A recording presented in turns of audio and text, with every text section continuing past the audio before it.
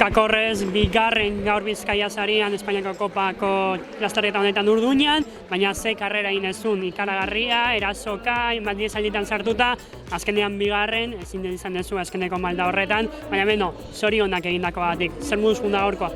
Mila esker, lasterketa oso gogorra izan da, eta ez genuen espero hain ondo ibiltzea, azken kilometroak oso luzeak egin dira, baina bueno, hemen helmugara llegatzean oso gogorra sentitu naz, eta bueno, bigarrena sartu gara azkenean. Maila handiko lasterketa zen gaur, eta zu ala ere hor egon zara.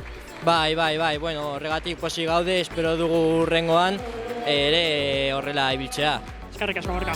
Mila esker.